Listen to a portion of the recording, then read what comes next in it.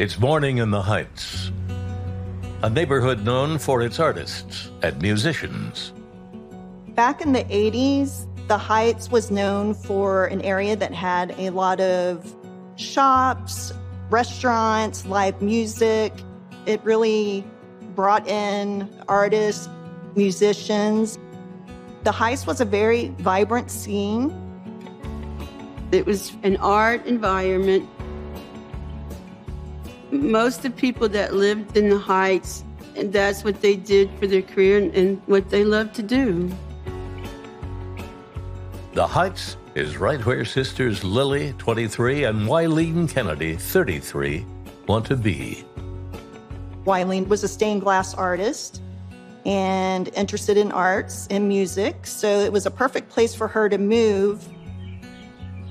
She could walk to a club and listen to live music.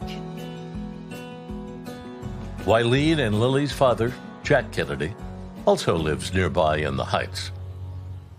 This morning, he's waiting for them to take him to a doctor's appointment. But they're late. My grandfather decided to go ahead and just walk over to the house, which was right around the corner. Something did not appear right because the front door was open. Wileen was laying on the ground at the entryway, and Lily was laying at Wileen's feet. He found both of his daughters dead. He called 911, asking for medical assistance. Each victim had different injuries. Lily, the younger one, appeared to have a single gunshot wound to the head.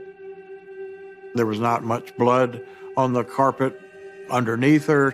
There were no wounds on her hands or her feet. I immediately presumed that she was shot first. Wileen had much more obvious, much more severe injuries. She had a gag in her mouth. Her undergarments were pulled down. There was more blood under Wileen's body. She had knife wounds on her throat. There was a wound on her arm that appeared to be a gunshot. For a father like Jack to walk in and find his children, that's beyond imagination. My uncle was shaking uncontrollably and crying uncontrollably. Oh, I don't know how he even stood up seeing that scene. I imagined how I might have felt if I found my daughter. No question, I was affected. I've never had anything to match this. Right away, investigators can tell the killer targeted Wileen. Whoever had taken her life had spent some significant time harming Wileen. She was abused, if not tortured, prior to her death. This crime is extremely horrific. You could tell that this was personal. Whoever did this was definitely concentrated on harming Wileen while her dead sister laid next to her. I feel like Wileen was the target and that Lily was just used as another way to torture Wileen by killing her first. While detectives search for a motive, 11-year-old Jackie and the rest of Wileen and Lily's family confront this horrible loss. I used to spend the night at that house. My mom was crying because she knew I could have been there.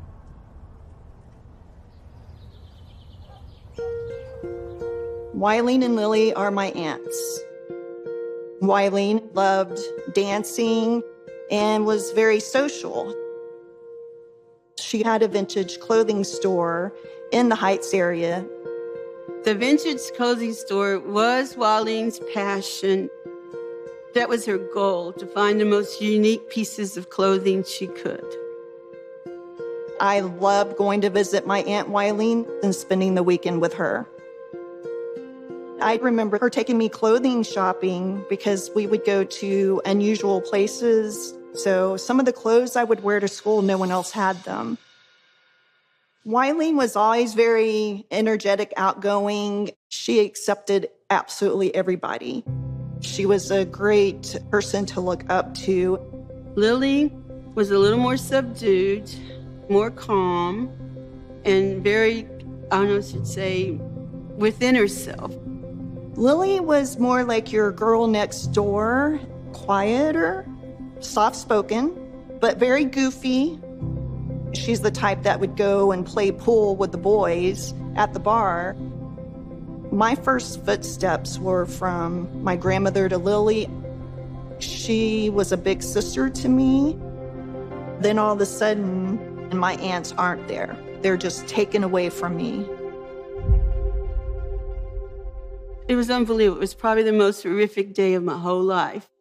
It was like a horror movie for Wileen, being tortured the last hour of her life. A CSI team goes over every inch of the crime scene, and they start to get a picture of what happened the morning of this double murder. There's no sign of forced entry. It seems to speak to the idea that they knew the person and were comfortable enough to let him in, and then things escalated out of control from that point.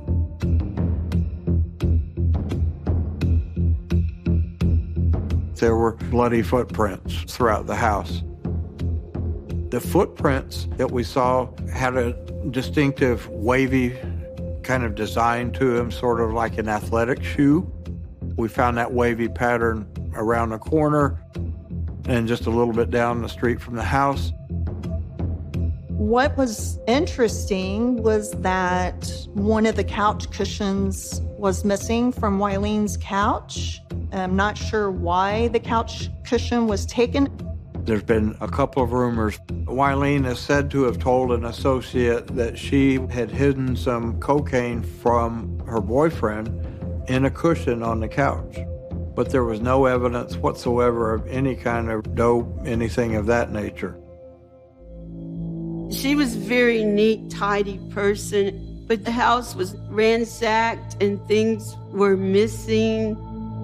That would indicate somebody's looking for something, but there was $500 cash, and there was jewelry left in the house. But the amount of energy expended on Wileen led me to believe that somebody that wanted something from her, or she had really, really made somebody mad.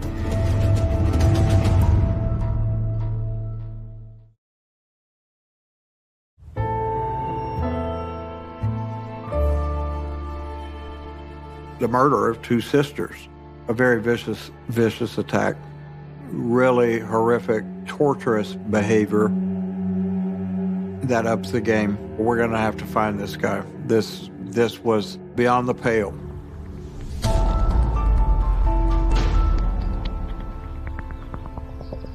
Police canvassed the Heights, looking for anyone who'd seen or heard anything unusual the night of the murders. A neighbor reported that around 11 p.m., Lily knocked on her door and asked for ace bandage. Lily explained she had just sprained her ankle. Everything seemed fine. Another neighbor, she heard some loud noise and some shouting and whatnot, and then what she thought were very loud thumps. That might well have been the two gunshots, since there were two shots fired in the house. That was about 6 to 6:30 that morning. A third witness gives police part of a timeline and what could be a description of the killer. At 6:30 or so, he had gone out to get in his truck to get ready to go to work. He sees a guy come around the corner. and he's carrying a multicolored blanket and some clothing inside, and he's stumbling around and dropping stuff. What are you doing here? Why, do I look like a burglar? Yes, you do. Well, I'm really embarrassed. My girlfriend and I just had a big argument and she threw me out. And this is the stuff I've got and I'm just heading on out. That was the extent of that exchange. The person that was seen by the witness was rather clumsy, and he dropped a cushion from a love seat. I had documented a cushion missing from a full love seat from the house, and lo and behold, it's discovered around the corner. We found it. It had blood on it. It was torn open, but there was nothing in it. The telltale cushion confirms that the suspect had at least been in Wileen's house, and investigators now have a witness. And that witness helped prepare a composite sketch, which sometimes opens dozens of potential leads. The first time I saw the composite drawing was in a local Houston newspaper. Puts a face out there, but it could be anybody. It just looked like a man to me. I mean, there was no one, it was nobody I recognized. Most people like to think of, oh, this is going to take me to the person. And it wasn't, those aren't photographs. The fact that we didn't get an exact match early on was, to me, quite the norm.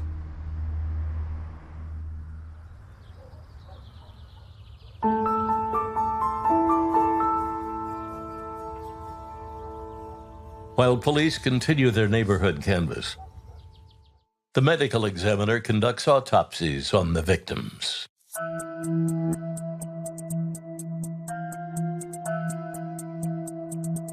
In terms of the autopsy results, we learned that Lily had been shot in the back of the head and that the bullet had not exited her head. That was the cause of death. Wileen's injuries, there were multiple knife strokes. I think there were 4 cuts to her neck, gaping wounds in her neck. That was ruled the cause of death. At autopsy, sexual assault kits were collected by the medical examiner in both Wileen and Lily's examination. The testing was performed in our lab. Results for Lily was negative, so there was no seminal fluid identified. The sexual assault kit that was collected from Wileen, the results for semen tested positive. 1984 types of testing that could be performed was very limited. There was really no DNA testing as we know today.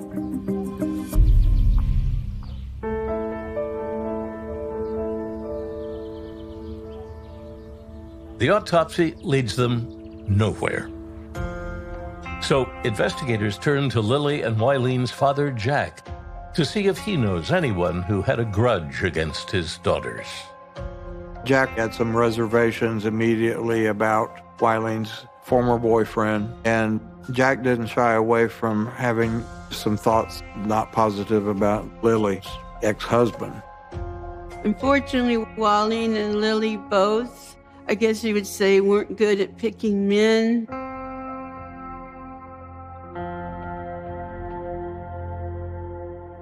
Jack said that Lily's ex-husband had recently made threats.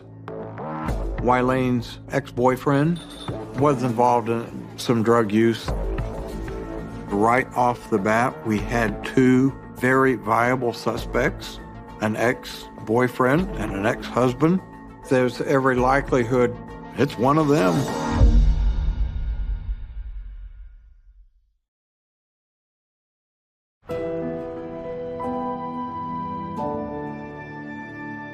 After the murders happened, it became clear that Wileen's boyfriend had been involved in drug dealing.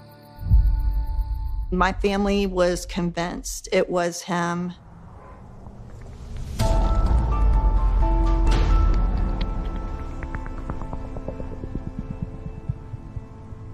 At the time of this tragedy, they were not together. They were considered broken up, but they were still in contact. As a child, I knew Wileen's boyfriend as an uncle.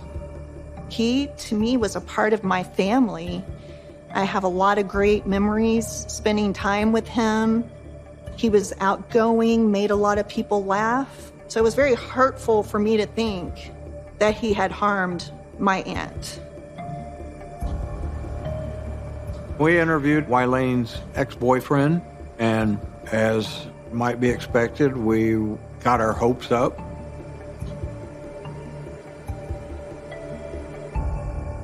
He apparently had a free-flowing lifestyle, and there were a number of conversations about his involvement in the sale of drugs. He didn't ask for counsel. We put him in a lineup. The neighbor, our witness in the lineup situation, was very, very helpful, but he did not in any way fit the person that our witness had seen leaving the house. And the ex-boyfriend does agree to take a polygraph test. And he passes with flying colors, no problem. With Wileen's ex-boyfriend in the clear, police turn their attention to Lily's ex-husband.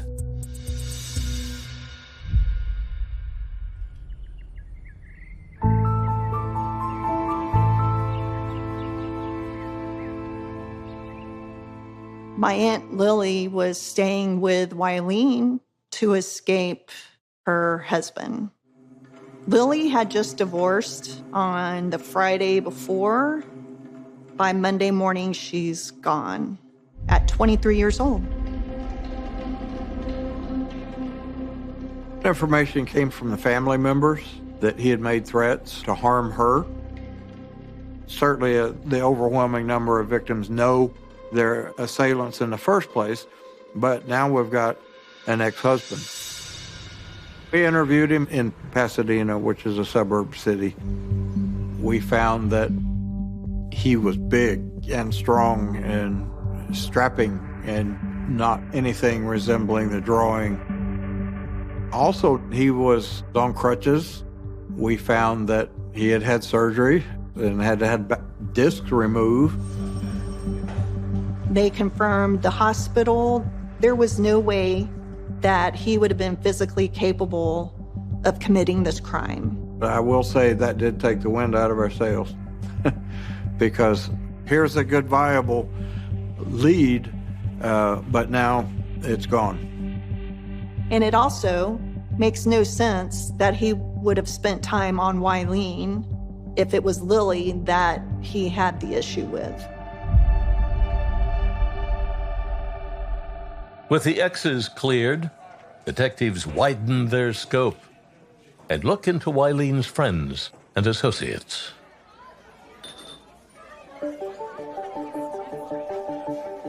She was just a young, beautiful woman wanting to have fun in many ways and experimenting in many ways. Being in the partying atmosphere, you are exposed to being around all sorts of people. Some of the people in the vintage clothing business were really, really into some cocaine dealing. Not to imply that she was a part of that, but had some associates that gave us pause. We spent some time pursuing leads that Wileen's ex-boyfriend had been involved with stealing some drugs from some people.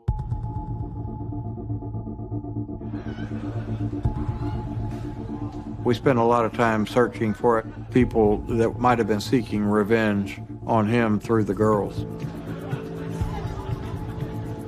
There was a lot of dead ends.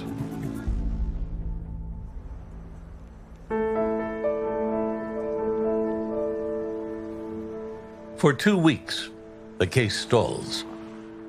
But then a tipster calls Crime Stoppers and claims he's seen shoe treads similar to those reported in Wileen's house. We were alerted to the fact that there was a small apartment around the corner, down an alley, that someone noticed similar style footprints. The footprints were very suspicious around a drug dealer's house that lived close by. And I went down and went to that location, and we saw wavy footprints in front of the door. We had a good positive blip on the radar and a good vibe. The occupant did not speak English. I speak Spanish, so I was able to converse with him. He granted us entrance to his house, and immediately we found 24 marijuana cigarettes, and we found LSD in the freezer and found a big pistol that he had wrapped up. It turned out he was unlawfully in this country. We took him into custody, and we immediately submitted the shoes to the crime lab. This offered hope and promise, but his shoes did not match the pattern from the house. The gun was tested. It was obvious that it had not fired the bullets. Our joy was short-lived. He was not our guy. We were back to square one. We were striking out. It's definitely disappointing. It made me realize that maybe we will never find out what happened to Wileen and Lily. The thoughts never leave your mind. How can this person get by with murdering two young women, and then there's no word, no evidence, nobody says anything? The murderer is never going to be found.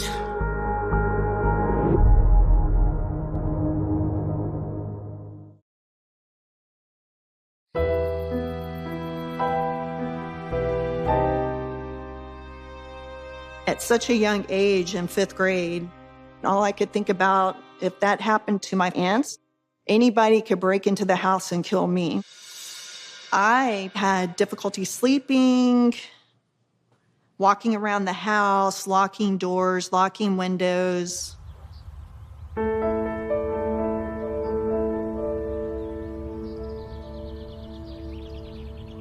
Police search for the killer, but the victim's family is mired in a state of grief and despair. Every adult around me was completely falling apart. I felt like I had to, even though I was so young, I had to be strong. My grandfather, as a father, finding his daughters like that, he had PTSD, he had nightmares. Uncle Jack blamed himself for not being there. The father is supposed to protect their children.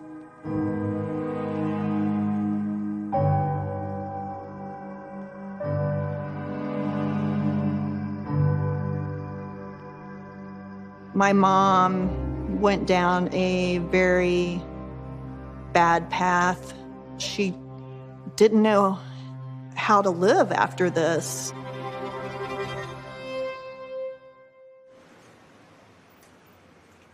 The leads dwindle. Months pass, and there's nothing new. After 2 years, the case of the murdered sisters goes as cold as the darkness before dawn.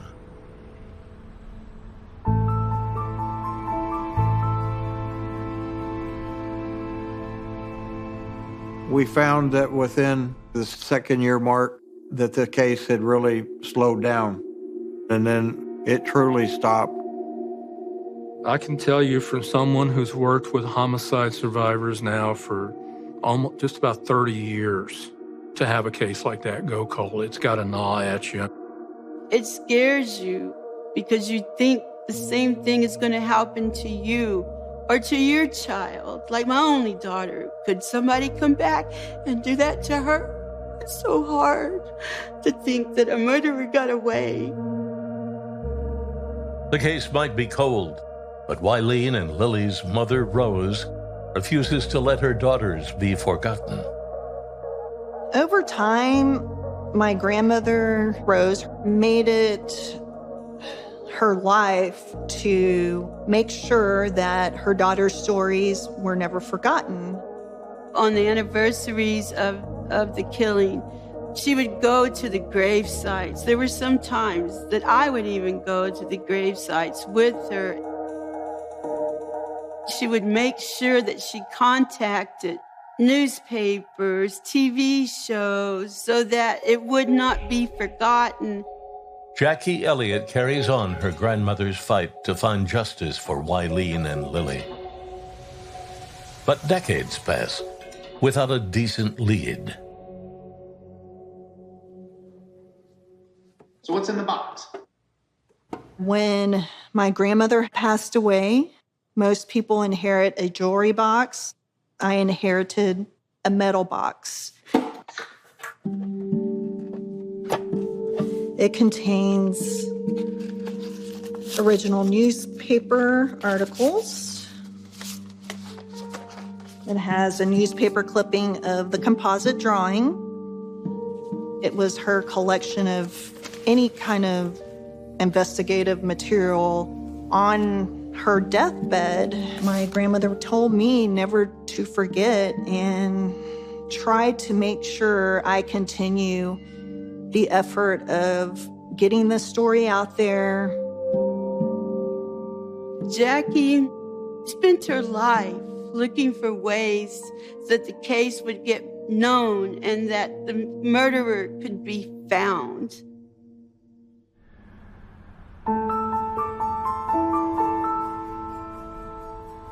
On the 30th year anniversary, I decided to pick up the phone and call it Houston Police Department.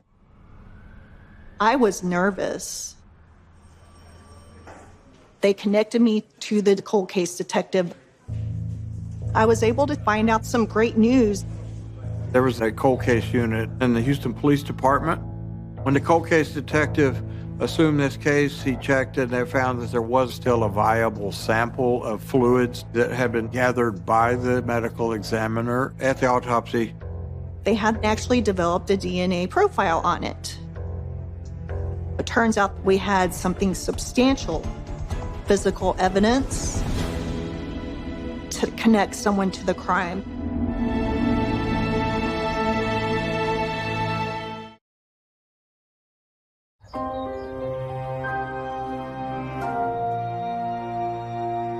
In a case like this, where we've run out of leads, but suddenly we discover that we have viable physical evidence, which the courts love and juries love, especially DNA, that's great news.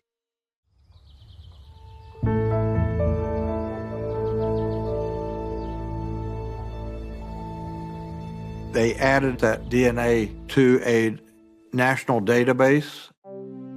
Unfortunately, we never got any matches. Okay, we have someone's DNA, but we still don't know who it belongs to.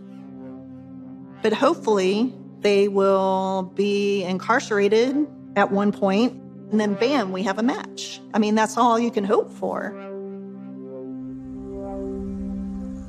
Then the case that was cold for 30 years heats up with a single phone call.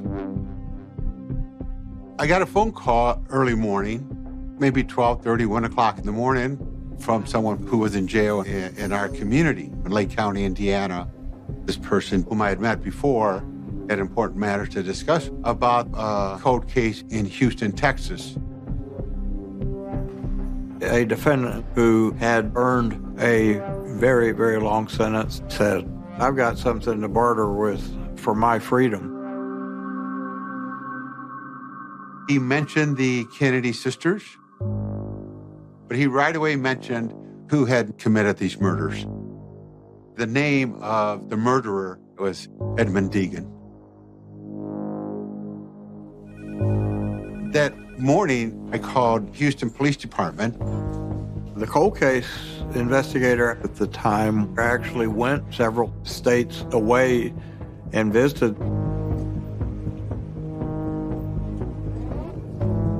The informant says Edmund Deegan came to him back in 1984 in Houston, asking for help. So my client and Edmund Deegan were associates. Deegan came over and with the duffel bag with stuff in there, Deegan told my client that he had just killed 2 people and that he needed to get rid of this evidence. He asked my client for a sledgehammer because he also had a gun and a knife, but she broke into pieces. He had a purse and some personal belongings that belonged to the Kennedy sisters. They went in the back and they started a fire, and he threw the items in there. The cold case investigator began checking that information out. It turned out Deegan was associated to varying degrees of activity with Wileen in the vintage clothing business. He was actually a competitor of hers. My uncle, the brother of Wileen and Lily, immediately recognized the name Edmund Deegan, being one of Wileen's business associates, and had met Edmund Deegan. So it was a little startling that it was someone that Wileen actually knew.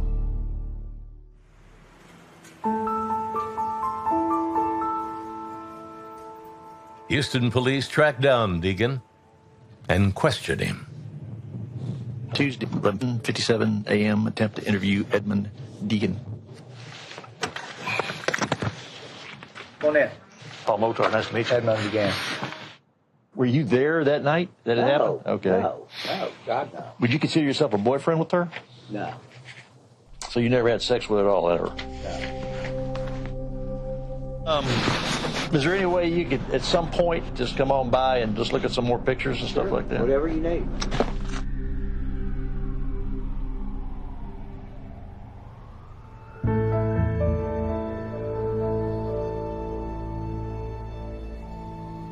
Appreciate you coming down. No problem. And I'll be honest with you, somebody's naming you. Well, it's not me. It's 30 years later. Right. And they've got it. Okay. Well, it's not me. No, you're not. Huh? It's not me, officer. On the up. But I did not kill anybody. Honestly. Well, what I believe is that you did go over there. And you did get involved in this whole thing. I promise you, I did not kill anyone. I don't care what anybody says. I was not involved in that murder of that girl. Right. It's not true, officer. I mean, I'm serious. You willing to give me a swab? Like a buckle swab? Sure, I guess so. All right. I mean, I don't have any choice, do I? Well, it's better if you just go along with it. Yeah, I'm going along with it. Arguing with it. Yeah. To deny taking a swab would mean that all the other answers were false. So Deegan had no choice. Just rub your inside of both cheeks together. Just leave them together. Just rub them. And the detective got what he needed. All right. That's good. Cool. For the first time, Jackie Elliott may be able to put a name to the sketch from 30 years ago. I believe that the composite drawing from the neighbor was Deegan. If you compare a picture of Deegan at that time of his life to the composite drawing, you will see how similar both look to each other. A few weeks later, Deegan's DNA swab results are back from the lab. It took about 2 weeks for us to process the buccal swab, do the comparison. We have a very rigorous and thorough review process. On December 26th of 2014, we issued a DNA report. The conclusion was Edmund Deegan cannot be excluded. The most conservative statistic is you'd need to sample or test 1.4 billion people in order to potentially see that DNA profile again. When we do get that hit, it is elation. It is, oh my goodness, we got you.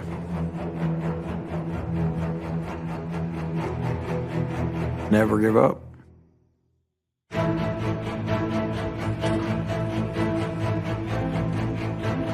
It's very sad that my grandmother, my grandfather, and my mother did not live long enough to see the arrest.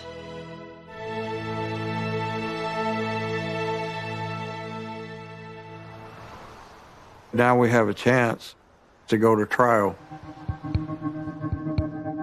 You've done your part, and now you have to sit back and wait and see what will happen with Deegan. It's out of your hands.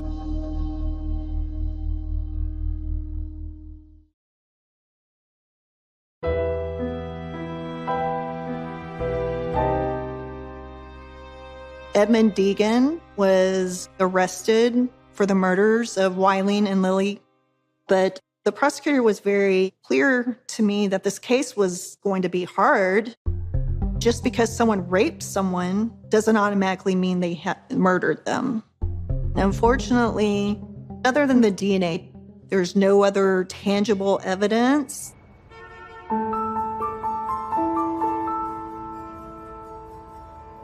Because prosecutors don't have a strong hand to play, they're forced to make a devil's bargain with a killer. The prosecutor was not able to connect Edmund Deegan physically to Lily's death, whereas Wileen had the DNA evidence on her body from that rape kit. Sometimes prosecutors have to enter into negotiations because of the evidence, not because they want to. Prosecutors make their deal, and it leaves a bitter taste with the victim's family. The plea bargain was only pleading guilt to the murder of Wileen Kennedy. It dropped the rape charges, and it did not list Lily Kennedy. My Aunt Lily is the unnamed victim in all of this. I get it. You needed to plead it out. Over 90% of these cases, they're going to end up with a plea bargain. I get it. But I was kind of thrown aback by the amount of sentence that he received. It's very difficult, the 15-year sentence.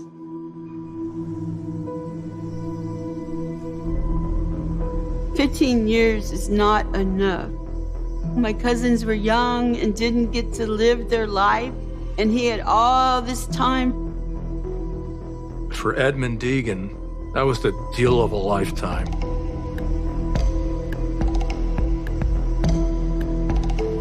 Was I happy with that? No. A human's life, to steal one and deprive one is worth more than that. And it wouldn't hurt to know precisely what happened that morning. I believe that he went to find cocaine, according to the story that she had some hidden from her ex-boyfriend, and that things did not proceed the way he anticipated, but he did have a weapon with him. He had 2 weapons with him. And when things went south, he ended up using those weapons. The news has Jackie and her family reeling. And there is one final injustice ahead.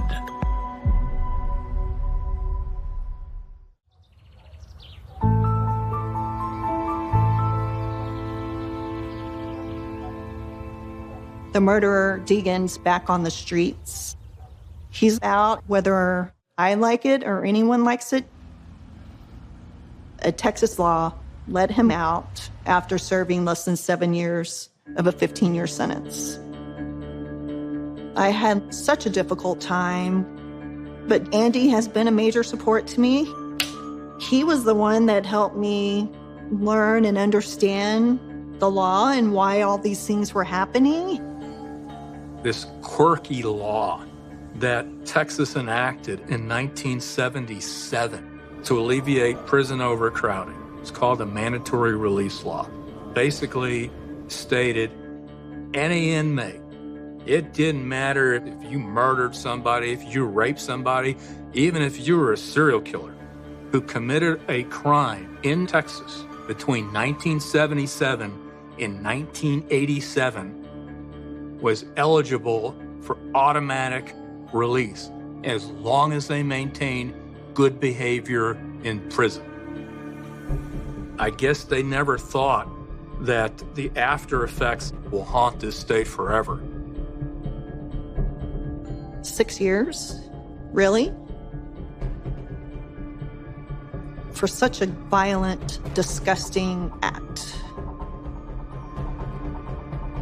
The only place he belongs is behind bars or in a grave. I've been told he's not allowed to be in Harris County here in Houston for the next 10 years. You're asking for a criminal to follow rules when they've broken so many already. Honestly, the only way I'm ever going to feel safe in this world is going to be either me dying or him dying.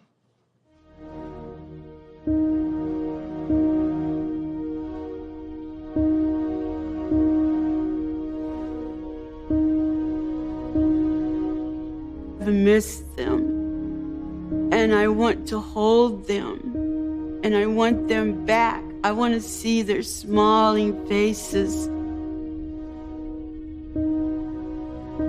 I love them, Wileen and Lily. Even though they're not physically here with me to help me through this, they're still around me. They're like my angels.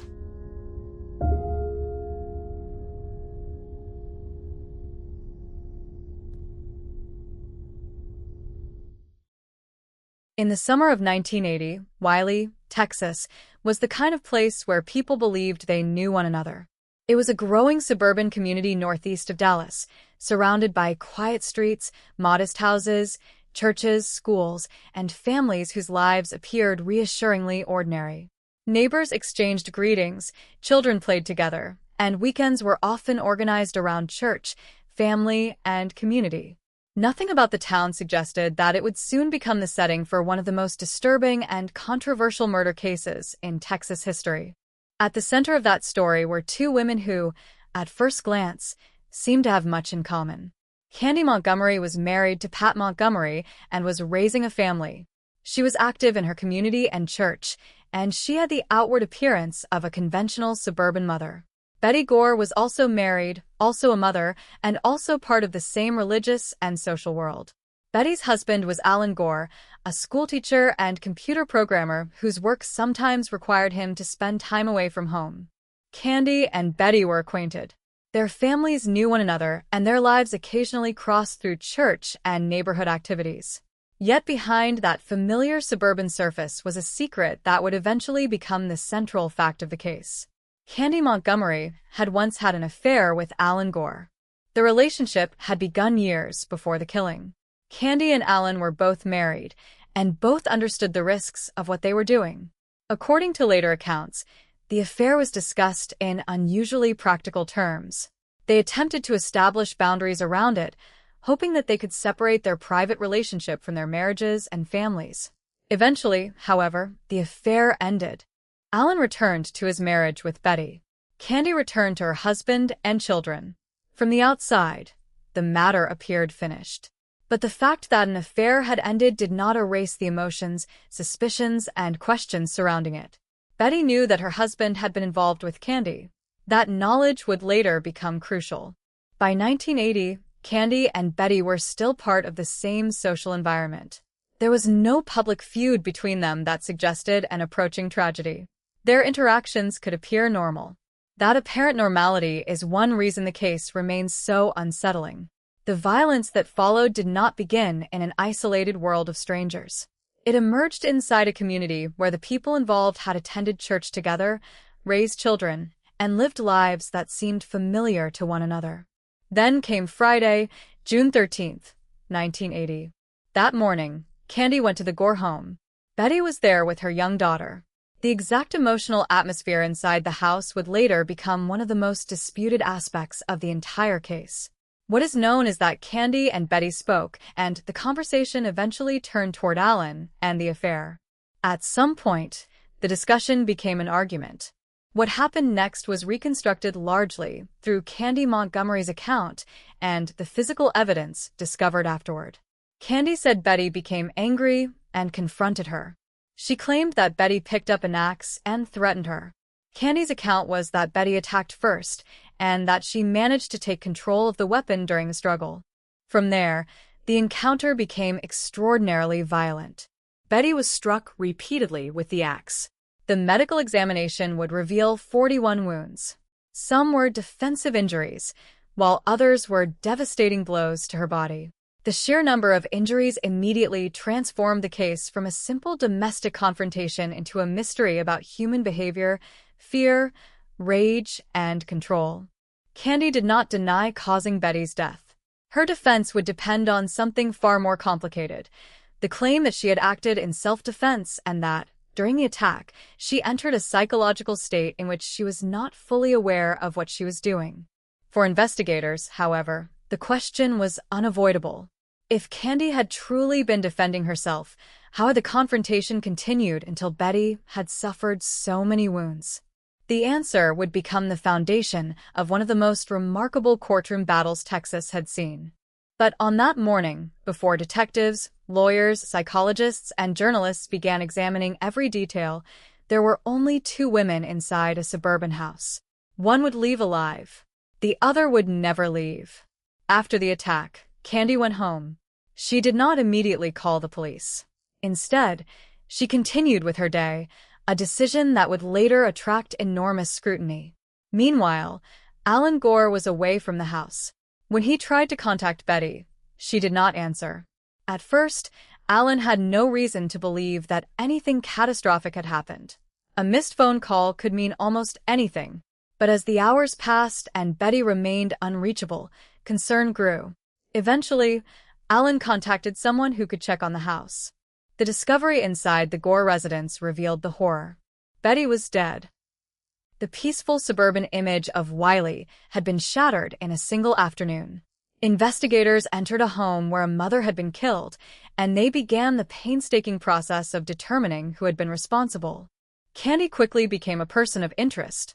She had been at the house. She had known Betty. She had a connection to Alan that could provide a motive. And most importantly, she eventually admitted that she had been involved in the confrontation that ended Betty's life. Yet admitting responsibility was not the same as admitting murder. Candy maintained that she had been fighting for her life. The investigation would soon force police, prosecutors, defense attorneys, psychologists, and eventually a jury to confront an extraordinary question. Could a woman who struck another person 41 times with an axe genuinely have been acting in self-defense? The answer would determine whether Candy Montgomery spent the rest of her life behind bars or walked away from the courtroom a free woman. Before that verdict, however, the investigators had to reconstruct every moment inside the Gore home, and every detail would matter incredibly too. The first hours after Betty Gore was found dead were filled with questions, and the answers might be hidden inside the ordinary routines of the people involved. The Gore home did not belong to strangers. It belonged to a family whose neighbors knew them, whose children knew one another, and whose marriage had already been touched by a secret that few people fully understood. When police arrived, Betty's death presented a disturbing physical scene. The weapon was an axe, and the injuries were severe. Investigators knew that whoever had attacked Betty had done so with extraordinary force.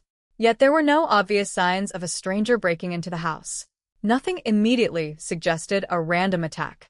The more detectives examined the circumstances, the more attention turned toward someone Betty knew. That person was Candy Montgomery. Candy's connection to the Gore family was impossible to ignore. She had been inside the house that morning. She had spoken with Betty. She had also once been involved romantically with Alan Gore. The affair had ended, but it created an obvious question for investigators. Had resentment, jealousy, fear, or anger finally exploded between the two women? The investigation had to establish when Candy arrived, what she said to Betty, and what happened before the attack.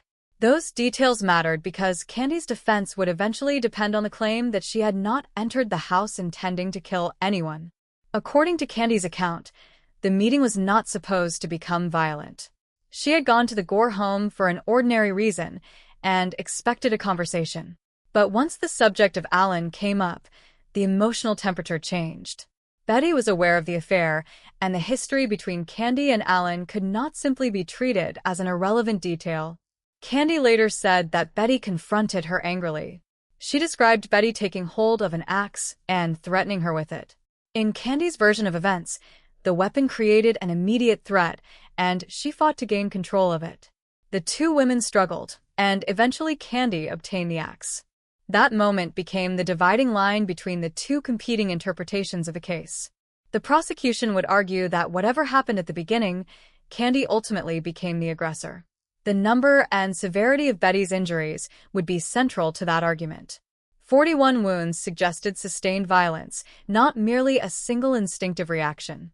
To prosecutors, the physical evidence raised serious doubts about the idea that Candy had stopped only when the danger had ended. But Candy's lawyers saw the same evidence differently.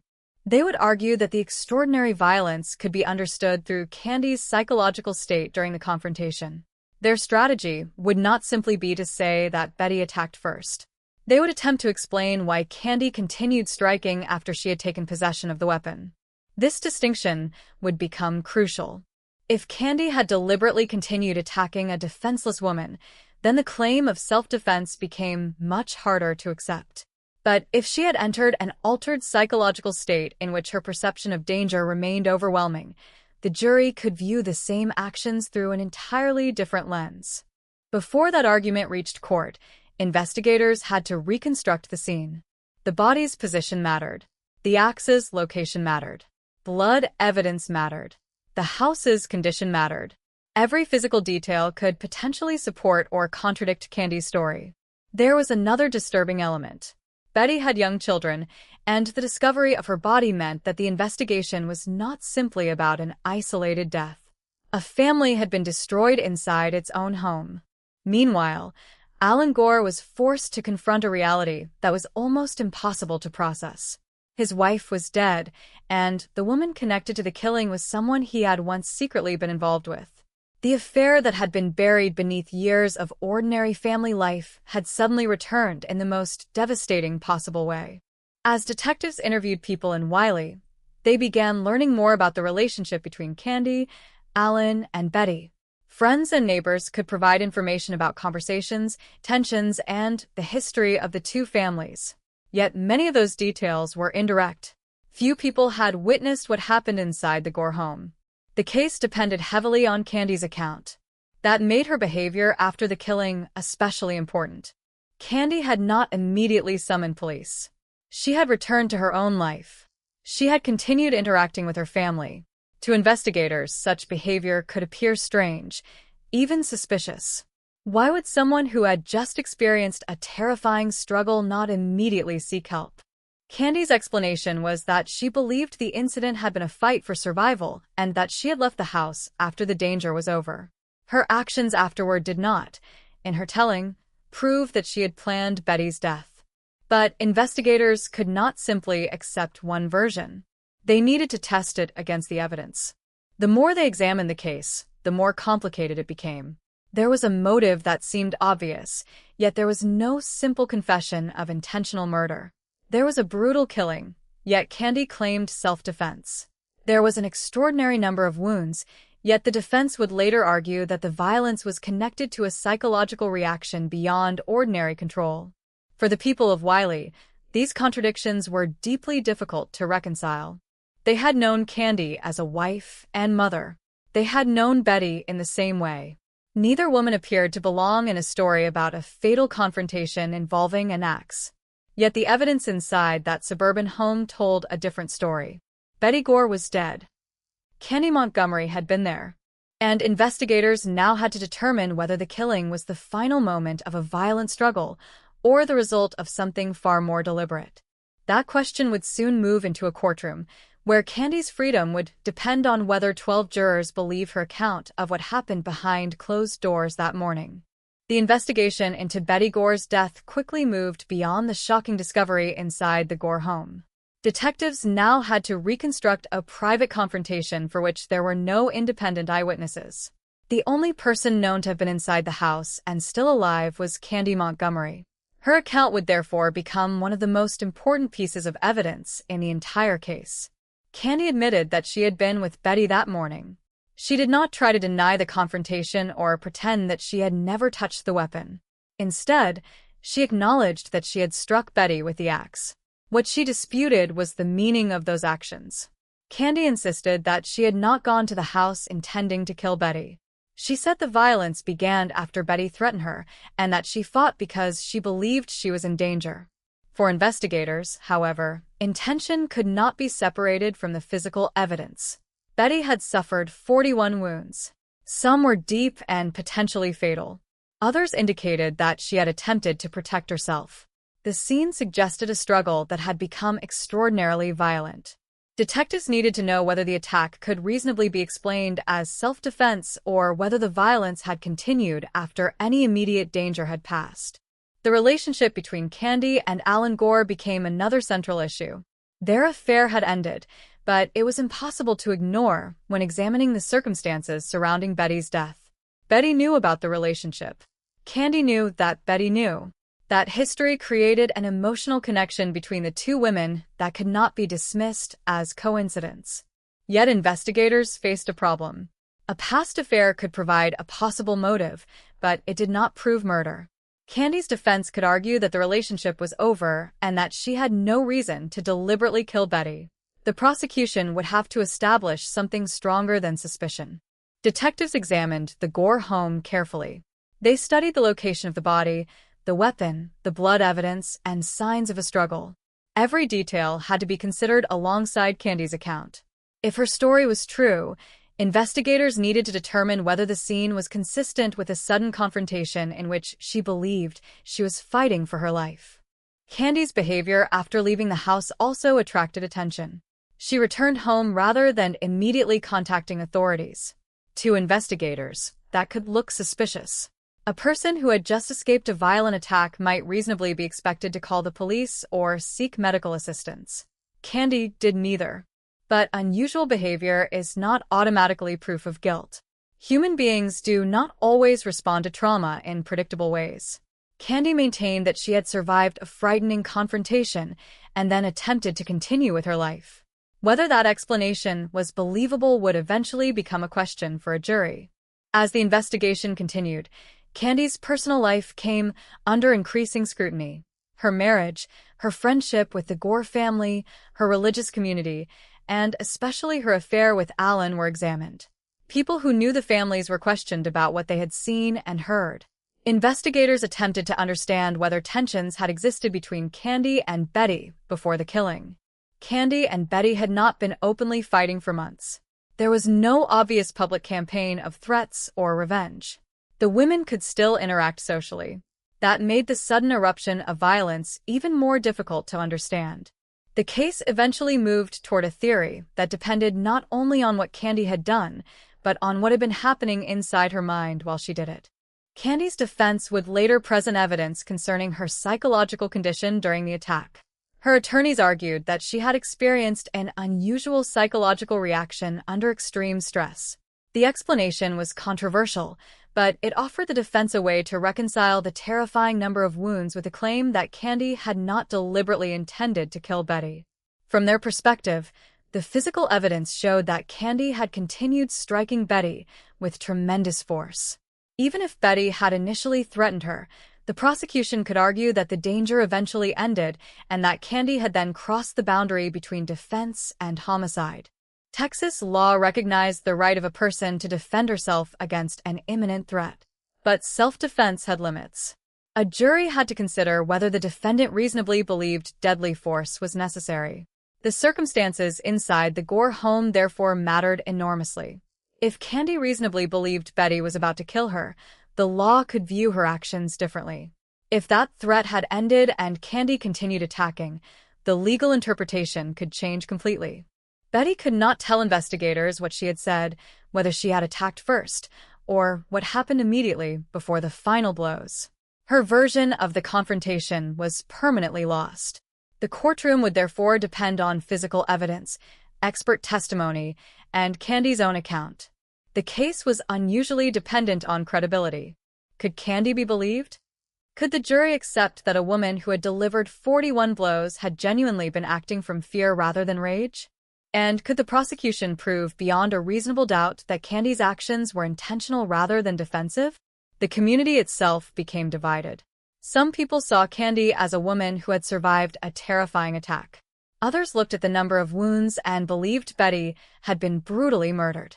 The fact that Candy had once been involved with Alan made the story even more difficult for many people to view without emotion. For Candy, however, the stakes were no longer social judgment alone.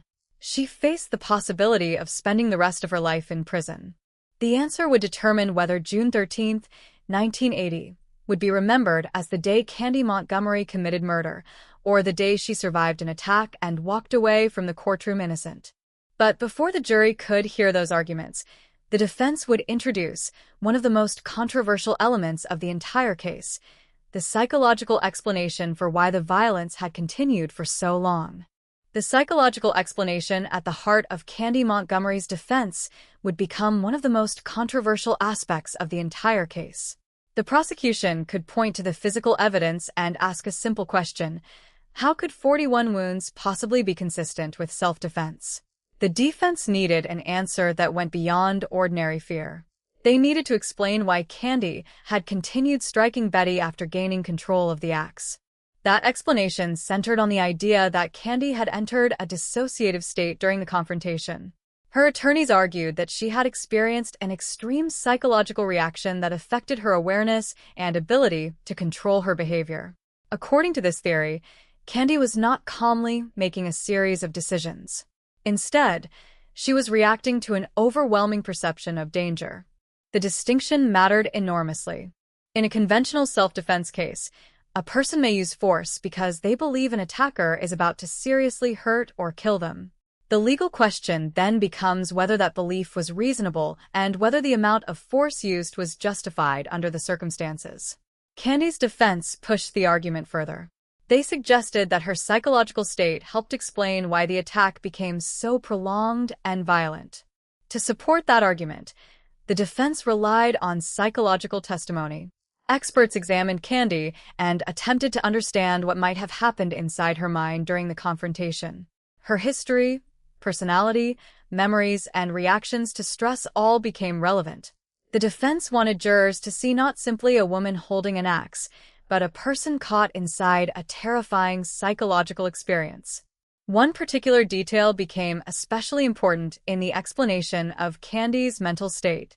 During the struggle, Candy later recalled Betty saying something that triggered an intense memory from her childhood. The words were connected, in Candy's account, to an earlier experience involving restraint and helplessness. Her lawyers argued that this emotional trigger helped push her into a state where her actions became disconnected from ordinary conscious control. The prosecution was not obligated to accept that interpretation. From the state's perspective, the physical evidence remained devastating. Betty was not killed by a single accidental blow. She had suffered repeated injuries. The attack was sustained. The question was whether Candy had continued attacking after any immediate threat had disappeared. That issue would become one of the central battles at trial. The prosecution could argue that once Candy had taken possession of the axe, the balance of power had changed. Betty no longer controlled the weapon. If Candy had been able to take it away, why had the violence continued?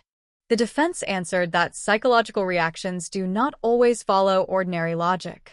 A person experiencing extreme fear may continue responding to a perceived threat even when an outside observer believes the danger has ended. The defense therefore asked jurors to consider what Candy believed was happening at that moment rather than judging her actions only from the perspective of someone calmly examining the scene afterward. This was a difficult proposition. The jury would eventually have to look backward in time and reconstruct a few minutes that no one else had witnessed. They had to decide what Candy believed, what Betty intended, and whether Candy's perception of danger was reasonable. Meanwhile, the prosecution could use the affair to establish a possible motive. Candy had been involved with Alan Gore. Betty knew. The two women were discussing the relationship on the morning of the killing. That sequence created an obvious narrative for prosecutors. A secret relationship had created resentment, confrontation had followed, and Candy had killed the woman whose marriage had been affected by that affair. But the defense could challenge that narrative. The affair had ended. Candy had returned to her husband. Alan remained married to Betty. There was no clear evidence that Candy had gone to the Gore home with a plan to kill Betty. The defense could therefore argue that the killing was not a premeditated act but the catastrophic result of an unexpected confrontation. This distinction was critical because the prosecution needed to convince jurors beyond a reasonable doubt that Candy was legally responsible for murder rather than acting within the boundaries of self-defense. The courtroom became a place where two very different stories competed. In the prosecution's version, Candy was responsible for an extraordinarily violent killing. The number of wounds was evidence of intent and aggression. The affair supplied a motive. Her decision to leave without immediately contacting authorities could be interpreted as consciousness of guilt. In the defense's version, Candy was a woman who found herself facing an unexpected attack. She fought back, seized the weapon, and then experienced an overwhelming psychological reaction. The violence was horrifying, but its horror did not necessarily prove deliberate murder. The difference between those stories depended heavily on credibility. Jurors had to decide whether Candy was telling the truth. They had to decide whether her description of the confrontation made sense. They had to decide whether the psychological testimony provided a credible explanation for her behavior. And they had to decide whether the prosecution had eliminated reasonable doubt. For the public, the most difficult fact remained the 41 wounds. That number became almost inseparable from Candy Montgomery's name. It was difficult to imagine how such violence could happen in a suburban home between two women who had once shared a social circle. Yet the trial was not asking the jury whether the killing was disturbing. Everyone already knew it was. The jury had to answer a much narrower legal question. Had Candy Montgomery committed a criminal act when she killed Betty Gore? The defense understood that emotion could work against them. If jurors focused only on the brutality of the injuries, Candy's claim of self-defense could appear almost impossible to believe.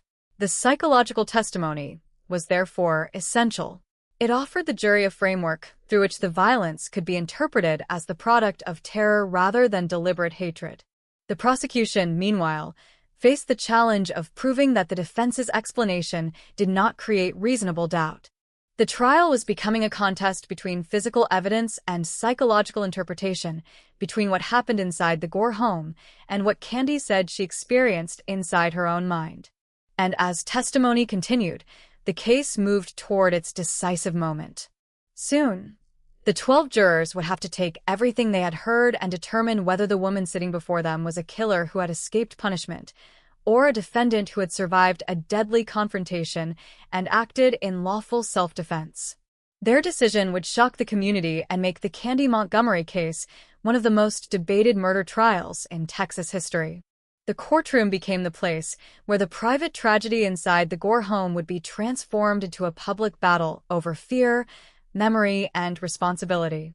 By the time the trial began, everyone understood the basic facts. Betty Gore was dead.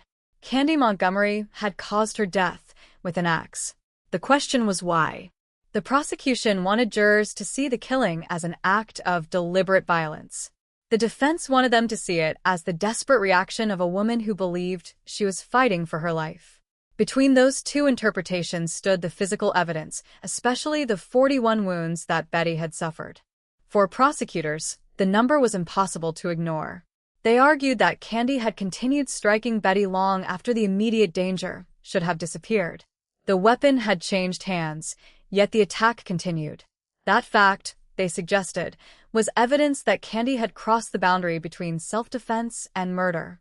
The prosecution also emphasized the history between the women. Candy had been involved with Alan Gore while both were married. Betty knew about the affair, and on the morning of her death, the subject became part of the confrontation. To the state, this history created an emotional motive that helped explain why a conversation could become deadly. But motive was not enough. The prosecution still had to overcome Candy's claim that Betty attacked first. The defense therefore concentrated on Candy's description of the confrontation. According to her account, Betty threatened her with the axe. Candy fought back, gained control of the weapon, and then experienced an overwhelming psychological reaction. Her lawyers argued that she was not calmly deciding to kill Betty. She was responding to terror. The defense introduced psychological testimony to explain this unusual claim. Experts discussed dissociation, a condition in which a person can become detached from ordinary awareness during extreme emotional stress. They argued that Candy's behavior could be understood through such a reaction. The testimony gave jurors another way to interpret the terrible scene. Instead of asking only why Candy had struck Betty so many times, they were being asked to consider what Candy believed was happening during those moments. If she genuinely perceived herself as being in continuing danger, her actions could appear very different from the perspective of someone examining the event afterward. The prosecution challenged that interpretation. They could point to the scene and to Betty's injuries. They could ask whether fear alone explained the sustained attack. They could question whether Candy's account was reliable, particularly because she had a personal connection to Alan and had reasons to protect herself from criminal responsibility. The defense faced another difficult issue: Candy's conduct after the killing. She had left the Gore home and returned to her own life. She had not immediately contacted police. Prosecutors could suggest that this behavior reflected consciousness of guilt. If Candy had truly believed she had just survived an attempted killing, why had she not immediately reported the incident? The defense could answer that people respond differently to traumatic events.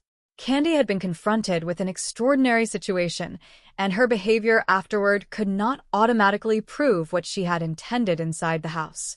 The jury therefore had to evaluate not only evidence but human behavior. They had to decide whether Candy's story was believable. They had to decide whether the psychological testimony was convincing. They had to decide whether the physical evidence supported or contradicted her account. Most importantly, they had to determine whether the prosecution had removed every reasonable doubt about her claim of self-defense. Outside the courtroom, the case fascinated the public because it challenged simple ideas about good and evil. Candy did not fit the image many people associated with a violent criminal. She was a suburban mother, a church-going woman, and someone who had lived within a familiar community. Betty had occupied the same world. The contrast made the killing even more disturbing. Two women from the same social environment had entered a private conversation, and only one had walked out alive. As testimony continued, the jury heard about the affair, the confrontation, the weapon, the injuries, and Candy's psychological state. Every detail seemed to raise another question. If Betty had attacked first, why had the violence become so extreme? If Candy had deliberately killed Betty, why had she claimed that the confrontation began with an attack against her? If the psychological explanation was valid, could it account for actions that appeared incomprehensibly violent? There was no simple answer. The trial ultimately required jurors to judge an event that had unfolded in a matter of minutes, but contained years of emotional history. They had to reconstruct a private encounter using evidence that could never fully capture what either woman was thinking.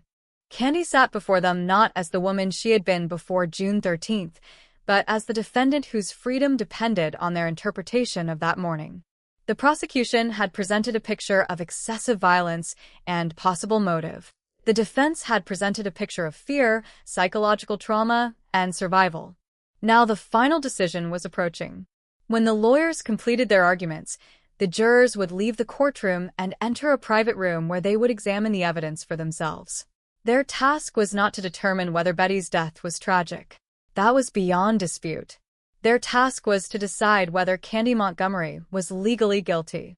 For Betty's family, no verdict could undo what had happened.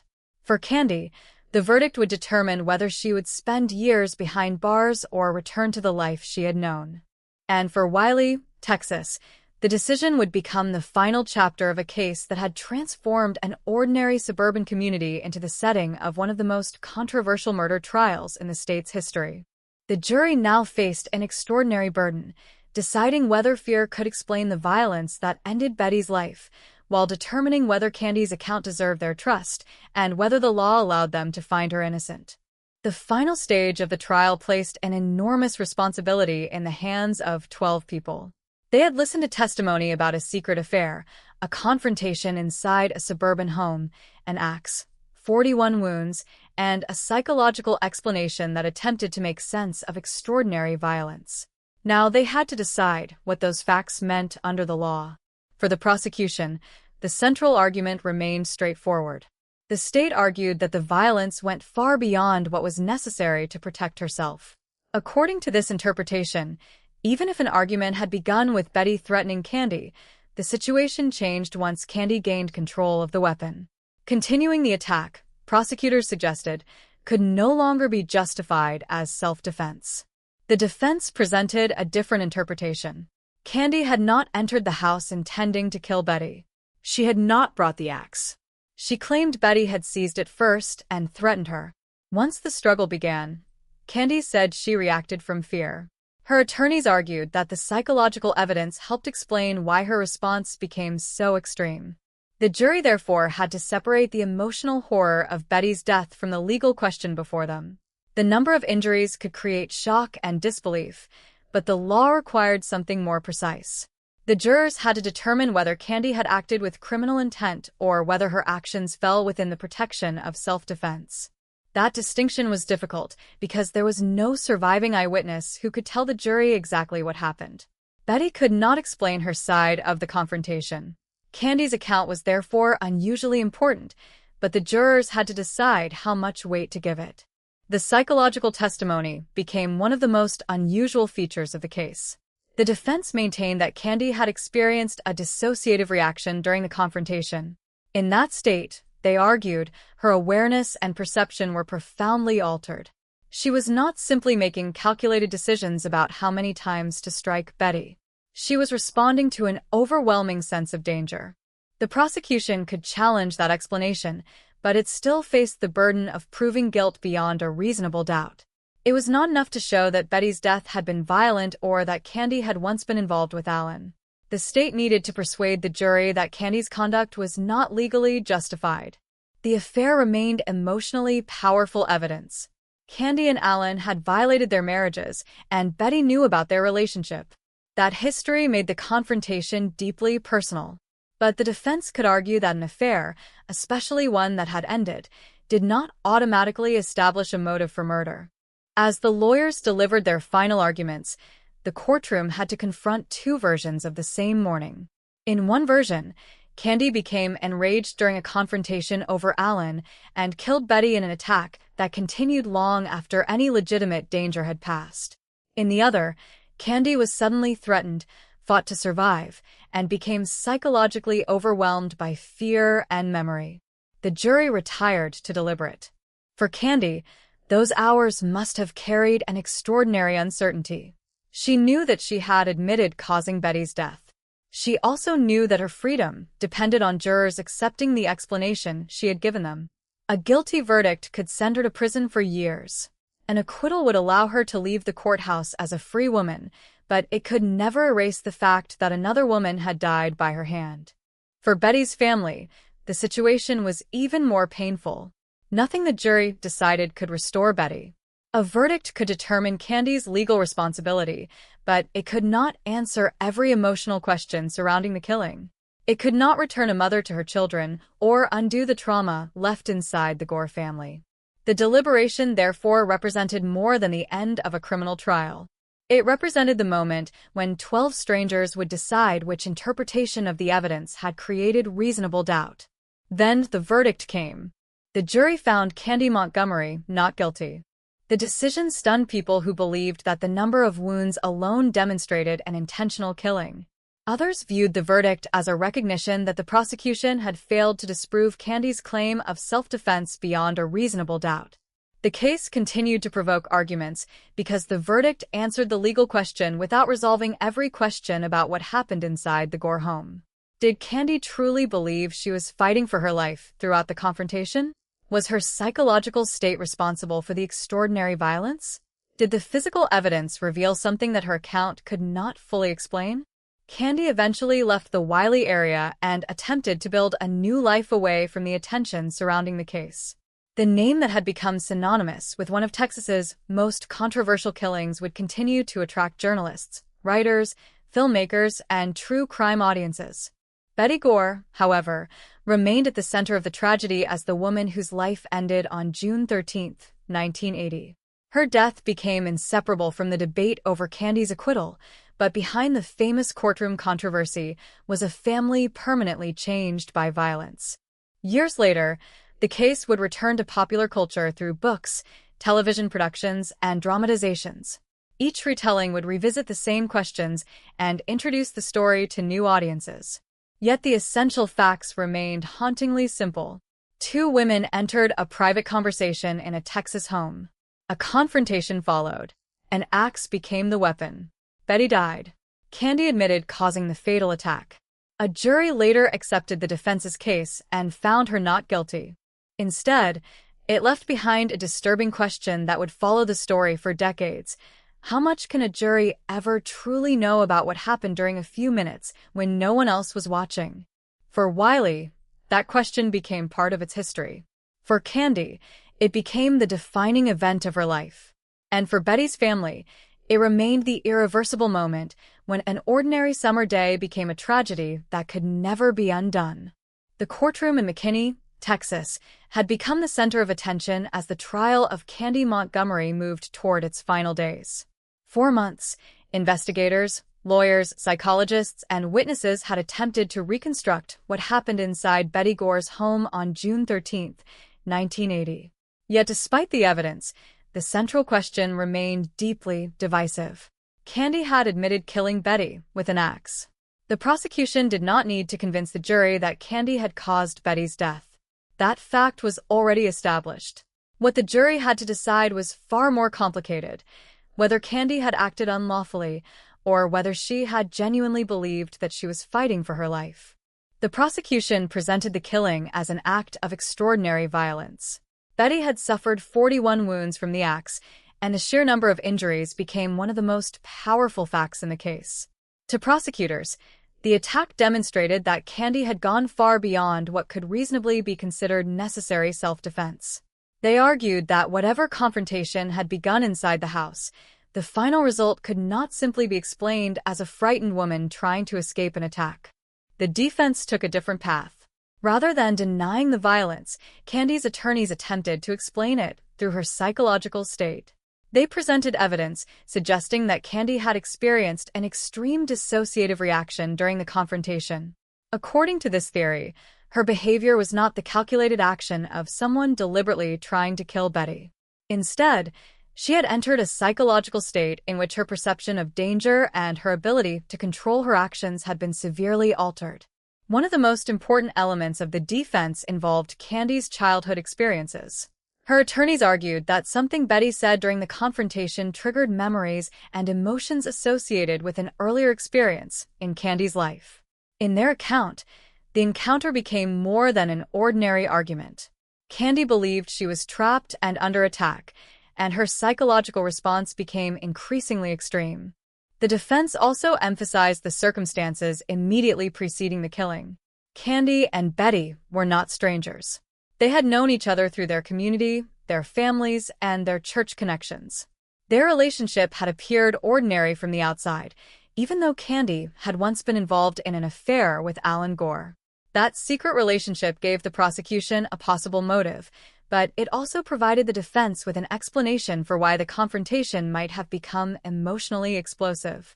Candy's testimony was central to the defense. She described Betty as angry and threatening. She claimed Betty had confronted her with the axe and that the two women struggled over it. Candy said she eventually gained control of the weapon, but instead of immediately escaping, she continued striking Betty. Her explanation was that she had become overwhelmed and lost control. For the prosecution, that explanation raised an obvious question. If Candy had successfully taken the weapon from Betty, why did the attack continue? Why were there so many blows? Why did Candy leave the house without immediately reporting what had happened? Those questions were difficult, but the defense did not need to prove that every aspect of Candy's story was independently confirmed. The burden of proof rested with the prosecution. If reasonable doubt remained about whether Candy had acted in self-defense, the jury could not convict her of murder. This distinction became crucial. The trial was not simply about what happened physically. It was about what Candy believed was happening while it unfolded. Self-defense law could allow a person to use deadly force when facing a perceived threat of death or serious bodily harm, provided the circumstances met the legal requirements. The defense therefore focused heavily on Candy's perception of danger and her mental state during those critical moments. Psychological testimony became one of the most unusual aspects of the trial. Experts discussed the possibility of dissociation and how an individual under extreme emotional stress might behave in ways that later seemed irrational or excessive. The defense argued that Candy's actions could not be judged solely by looking at the number of wounds inflicted. Her state of mind had to be considered. The prosecution challenged that interpretation. From their perspective, the psychological explanation risked transforming a brutal killing into an acceptable act of self-preservation. They wanted the jury to focus on the physical evidence and the sequence of events. Betty was dead. Candy had wielded the axe. 41 wounds had been inflicted. Whatever emotional conflict existed between the women, the prosecution argued, it did not justify the violence. Outside the courtroom, public opinion was divided. Some people found Candy's story impossible to accept. The number of wounds seemed incompatible with the idea of self-defense. Others believed that the psychological evidence introduced genuine uncertainty about what Candy had experienced during the confrontation. The jury eventually faced the same difficult choice. They had heard the evidence. They had listened to Candy's account. They had heard the prosecution challenge it and the defense explain it. They had seen how the physical evidence and psychological testimony pointed toward very different interpretations of the same event. On October 13, 1980, the jury delivered its decision. Candy Montgomery was found not guilty. The verdict stunned many people who had followed the case. Betty Gore had died violently inside her own home, yet the woman responsible for her death would walk out of the courtroom without a murder conviction. For those who believed the killing was excessive and intentional, the verdict was difficult to understand. For those who accepted the defense argument, however, the decision represented the jury's recognition that the prosecution had failed to eliminate reasonable doubt. The verdict did not establish that everyone agreed Candy's story was true. It established that the jury could not legally convict her of murder based on the evidence presented at trial. That distinction would follow the case for decades. Candy Montgomery eventually left the area with her family and attempted to build a new life away from the attention surrounding the case. Betty Gore's family, however, could not simply leave the past behind. The verdict could not undo Betty's death, nor could it erase the questions surrounding the final moments inside her home. The case became one of the most controversial examples of self-defense in American true crime history.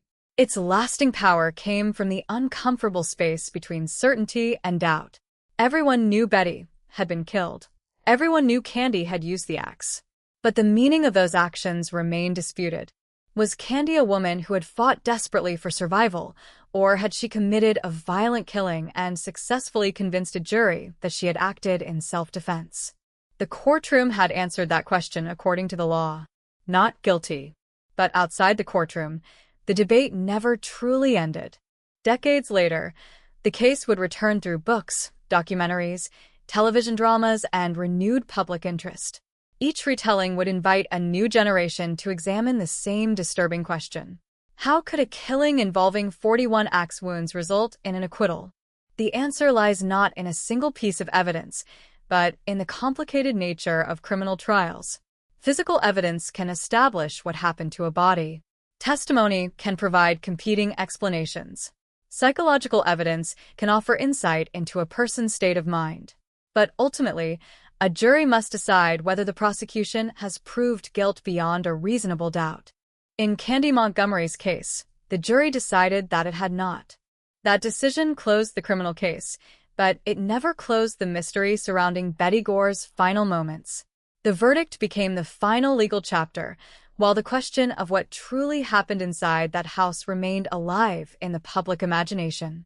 And that is why the Candy Montgomery case continues to be remembered, decades after the courtroom fell silent. The verdict did not end the Candy Montgomery story. On October 13, 1980, Candy walked out of the courtroom as a free woman. Legally, the case against her was finished. Betty Gore was still dead, her family still had to live with the loss, and the community of Wiley had been permanently changed by what had happened behind the walls of an ordinary suburban home. For Candy, remaining in the community was no longer realistic. Candy had become one of the most controversial figures in Texas. People knew her name. Newspapers had reported the trial. The details of Betty's death had become public knowledge. Even though the jury had found Candy not guilty, an acquittal could not erase suspicion, anger, or curiosity. Eventually, Candy and her family left the area. She began using a different name and sought distance from the case. Away from Wiley, she could try to live an ordinary life again. Whenever the story resurfaced, so did the question that had followed her since 1980. How could a woman who had struck another person 41 times with an axe be found not guilty?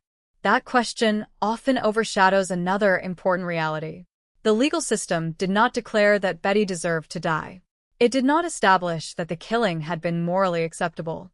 The verdict meant that the prosecution had not proved beyond a reasonable doubt that Candy was guilty of murder under the circumstances presented at trial. Those are very different conclusions, but they are frequently blurred when the case is retold. The distinction between legal guilt and moral judgment remains important. A jury must make its decision according to evidence and law. The public, however, often judges a case through emotion, intuition, and the visible consequences of the crime. Betty's death was horrifying. Candy's explanation was difficult for many people to accept. Both could exist at the same time, creating a controversy that survived long after the courtroom closed. The tragedy also affected the children who were connected to the two families. Betty left behind young daughters who had lost their mother. Their lives were changed by an event they could not possibly understand at the time. The adults around them carried the consequences of the killing, investigation, trial, and publicity. For those closest to Betty, the verdict could never bring back the person they had lost. The story also raised uncomfortable questions about friendship, marriage, secrecy, and the hidden tensions of suburban life. From the outside, Candy and Betty belonged to a world that appeared stable. Their families participated in community and church life. They knew their neighbors. They raised children. Yet beneath that ordinary surface existed an affair that had ended years before the killing, along with feelings and resentments that had never been completely understood. That contrast became central to the fascination surrounding the case. The crime did not happen between strangers. It happened between people who shared the same social world. Candy knew Betty. Betty knew Candy. Alan Gore had been connected to both women. Their children were part of the same community. The violence therefore shattered an environment built on familiarity and trust. In later years, the case became increasingly difficult to separate from popular culture. Writers and filmmakers returned to the story because it contained many elements that attract true crime audiences: a seemingly ordinary neighborhood, a secret affair, a shocking killing, conflicting accounts, unusual psychological testimony, and a verdict that many people found astonishing. The television series Candy and Love and Death introduced the story to new audiences. These dramatizations recreated the people and relationships, but they also interpreted events. Dramatization can explore motives and emotions, but not every scene represents documented fact. The real case remains more uncertain than any television script can make it appear. What is known is that Betty Gore died in her home on June 13, 1980. Candy Montgomery acknowledged that she was responsible for the attack. She claimed that she had acted in self-defense and that her psychological state during the confrontation affected her ability to control what followed. Prosecutors argued that the violence demonstrated something very different. After hearing both sides, the jury acquitted her. There was no later criminal conviction that overturned that decision. The acquittal became the final legal judgment. But history does not always end when a court reaches a verdict. Sometimes the unanswered questions become the most enduring part of a case. Did Candy truly believe that Betty was going to kill her? Did fear and psychological trauma drive her actions? Did the violence continue after the immediate danger had ended? Or did the defense provide the jury with enough uncertainty to prevent a murder conviction? Those questions remain debated, and no retelling can produce a definitive answer beyond the evidence. Perhaps that is the deepest legacy of the Candy Montgomery case. It demonstrates how difficult it can be to reconstruct a violent event when the only people who knew exactly what happened are no longer able to provide a complete account. Betty could not tell her story. Candy provided hers. Investigators examined the physical evidence. Experts interpreted the psychology. Lawyers presented competing narratives. Finally, 12 jurors were asked to decide whether the prosecution had proved its case. They answered no. That answer belongs to the historical record, even if people continue to disagree with it. Betty Gore's death remains a tragedy, Candy Montgomery's acquittal remains controversial, and the circumstances inside that house remain one of the most debated episodes in American true crime. More than 4 decades later, the names Candy and Betty still evoke the same unsettling question. When fear, anger, memory, and violence collide inside a private home, can anyone outside that moment ever know exactly where self-defense ends and murder begins? The jury believed there was enough doubt to choose acquittal. The law accepted that decision. The past remained attached to her name. That shadow remained for years. The public, however, never completely stopped asking what happened. More than 4 decades have passed since the afternoon when Betty Gore was found dead inside her home in Wiley, Texas. The courtroom has been silent for years. The witnesses have grown older, and the people who once followed every detail of the trial have moved on with their lives. Yet the case of Candy Montgomery and Betty Gore continues to return whenever Americans discuss controversial acts of self-defense, psychological trauma, and the difficult boundary between fear and lethal violence. The reason is simple. The verdict answered the legal question, but it never completely answered the human one. Candy Montgomery was acquitted of Betty's murder. That fact is permanent. A jury heard the evidence and determined that the prosecution had not established her guilt beyond a reasonable doubt. Under the law, Candy was free to leave the courtroom. But a legal verdict does not necessarily settle every question about what happened inside a private home when no independent witness could fully describe the confrontation. The physical evidence remains one of the most disturbing aspects of the case. Betty suffered 41 wounds from the axe. That number has remained central to nearly every discussion of the case because it is difficult to reconcile with a simple image of one frightened person trying to escape another. Yet the defense argued that the number of blows could not be understood without considering Candy's mental state during the confrontation. This created 2 competing ways of looking at the same event. One interpretation focused on the physical reality. Betty was attacked repeatedly with an axe, and the violence continued until she died. From this perspective, the killing appeared excessive and impossible to justify as ordinary self-defense. The other interpretation focused on perception. According to Candy's account, she believed Betty was attacking her and that she was fighting for her life. The defense argued that an extreme psychological reaction could explain why Candy continued striking even after gaining control of the weapon. The jury ultimately accepted enough of that argument to acquit her. But an acquittal does not tell us precisely what each juror believed. Some may have accepted Candy's explanation completely. Others may have believed parts of her testimony, while still finding reasonable doubt about the prosecution's version. Others may simply have concluded that the evidence was insufficient for a murder conviction. The final verdict combined all of those individual judgments into 2 words: not guilty. That distinction matters when the case is discussed decades later. Popular retellings sometimes present the story as though the verdict proved that Candy's account was unquestionably true.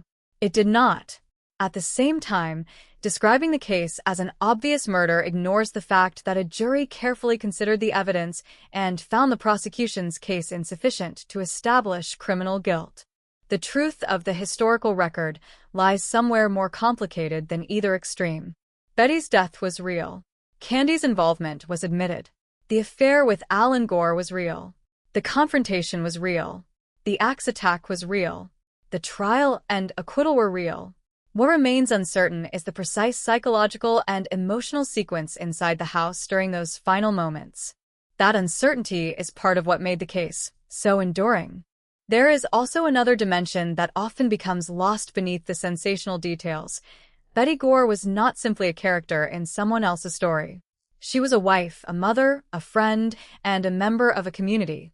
Her life existed before the crime, and her death affected people who knew her personally. The public fascination with Candy can sometimes make Betty's identity disappear behind the circumstances of her death. For Betty's family, there was no courtroom argument capable of changing the fact that she was gone. Her children would grow up without their mother.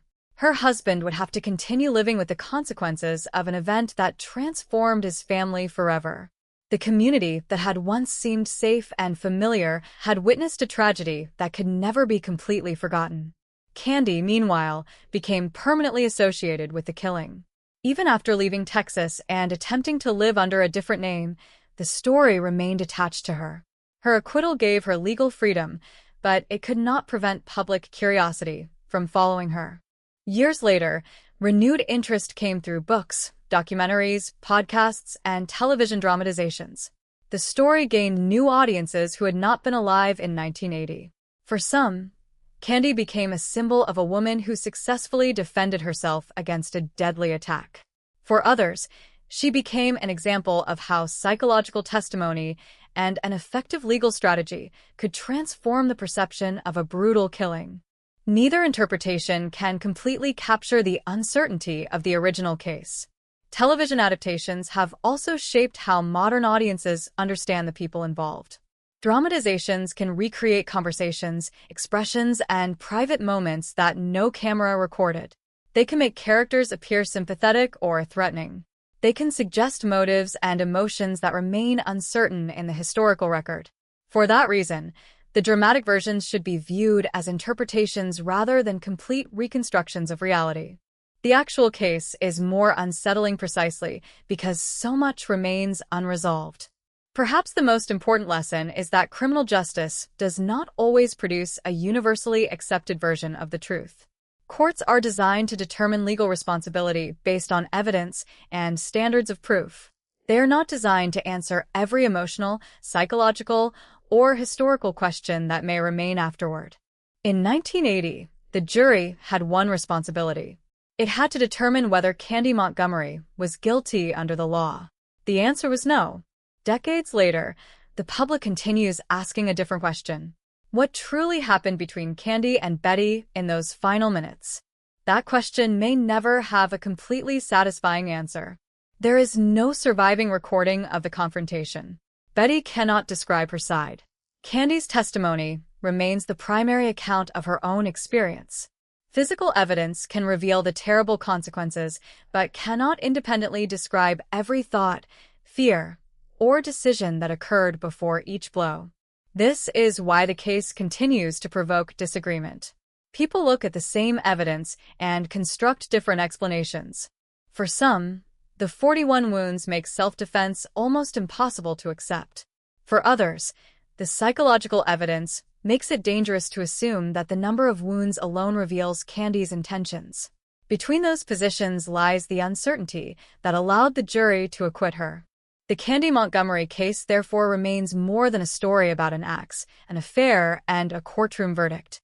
It is a story about how fragile ordinary life can be, how secrets can survive beneath apparently peaceful relationships, and how difficult it can be to reconstruct a violent moment after it has ended. Betty Gore died on June 13, 1980. Candy Montgomery was acquitted on October 13th of that same year. Those dates define the beginning and end of the criminal case, but they do not define the end of its legacy. The verdict closed the courtroom chapter. The questions remained. And perhaps that is why, more than 40 years later, people are still trying to understand what happened in that house in Wylie, Texas, on one summer morning when an ordinary friendship became the center of one of America's most controversial true crime cases.